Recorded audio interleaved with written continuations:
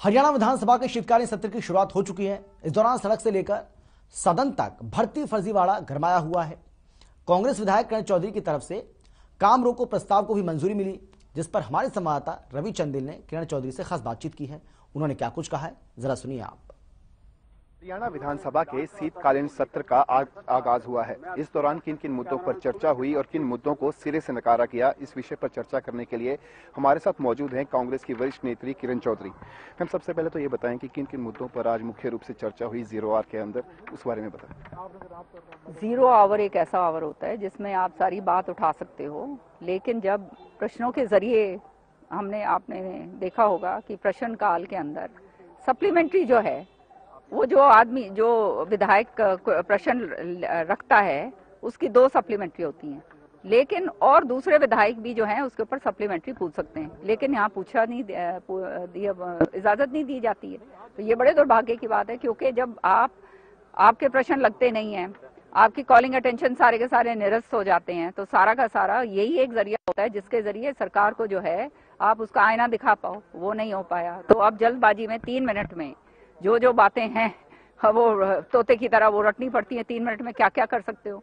असलियत के अंदर तो जो कार्रवाई जो विधानसभा की होती है वो कार्रवाई होती है प्रश्नों के जरिए, कॉलिंग अटेंशन मोशन के जरिए, ये जो है प्रस्ताव के जरिए, या ये काम रोको प्रस्ताव के जरिए। ये सारी चीजें होती हैं जिसके जरिए आप हरियाणा की समस्याओं का उजागर कर सकते हैं, लेकिन वो तो यहाँ पे होता ही नहीं है।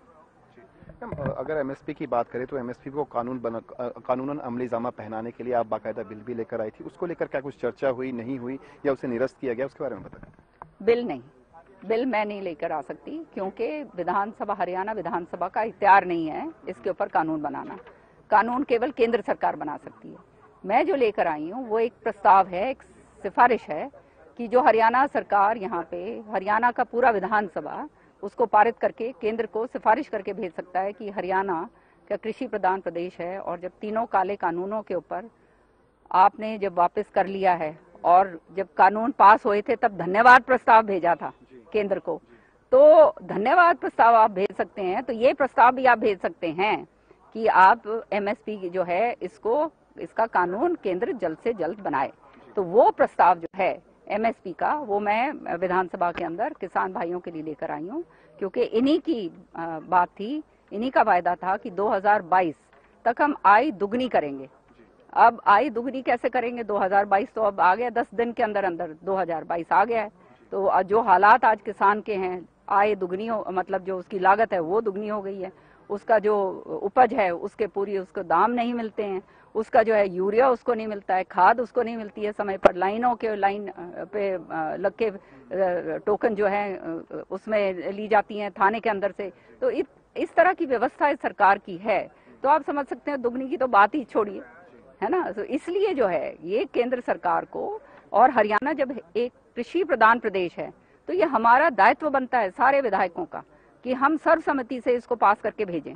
लेकिन अब देखना ये होगा कि अगर ये इसको लगने नहीं देंगे तो इसका मतलब सरकार की नियत और नियति साफ नहीं है। एचपीएससी और एचएससी मामले को लेकर काम को प्रस्ताव भी आप लेकर आई थी, उसके बारे में क्या कुछ चर्चा हुई?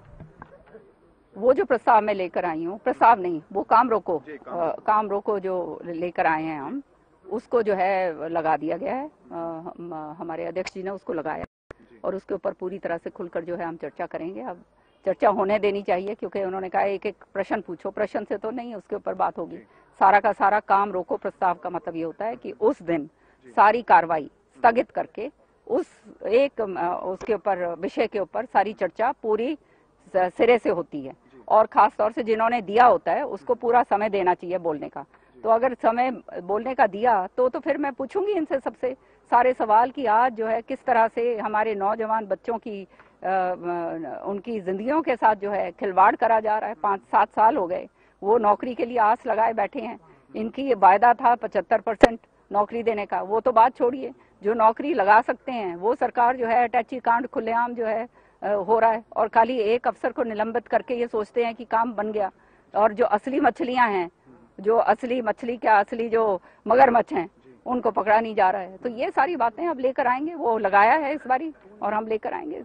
जिस तरीके से अनिल नागर की बात की आपने कि उसके पीछे बहुत सी बड़ी बड़ी मछलियां हैं जिनके नाम जो हैं वो उजागर होने बाकी हैं, तो ऐसे में एक आपकी प्रेस वार्ता में भी ये सवाल आया था कि एक वीडियो जो है वो जारी किया गया जिसमें कुछ उच्च अधिकारी जो सरकार के बड़े खास हैं उनके नाम भी सामने आए हैं। तो मेरा सवाल ये है कि कौन कौन से ऐसे नाम है, यदि नाम चिन्हित करें या कुछ ऐसा सवाल। मेरा कहना मानना ये है कि अगर मेरे घर के अंदर अगर कोई मेरा नौकर गलत काम कर रहा है तो छोटा मोटा कर रहा है तो शायद मेरे नजर में ना आए, लेकिन अगर कोई बड़ा काम ऐसे करता है तो वो मेरे नजर में रहेगा।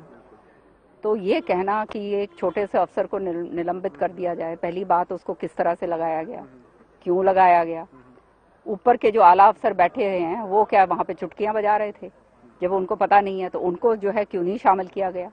जो ये पैसे दिए गए, कहाँ से ये पैसे आए, किस किसने पैसे दिए, जिस वहाँ पे चयनित जिनको करा गया है वो अभी तक वो लिस्ट को खारिज नहीं करा गया है, उन्होंने पैसे दिए, किस किसने दिए, कैसे दिए, किसके जरिए दिए, बहुत सारे प्रश्न हैं। ये तो इतना दलदल है गंदगी का, मैं कहती हूँ, और वो भी दलदल हमारे नौजवानों की नौकरियों की खिलवाड़ के साथ। जब कहते हैं पारदर्शिता, जीरो टॉलरेंस, और यहाँ पे देख रहे हो टैचियों के अंदर जो है पैसे भर भर के आ रहे हैं और दफ्तरों के अंदर आ रहे हैं, तो आप समझ सकते हो कि कितना उनका कंफर्ट लेवल होगा कि खुले आम की पता है कि कुछ होने वाला नहीं है, अरे दफ्तर में ही ले आओ, यहीं दे देना।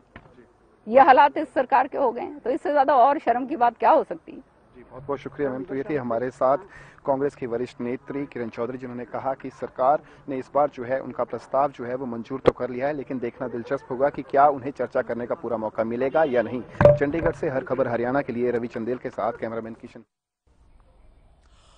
और इसी के साथ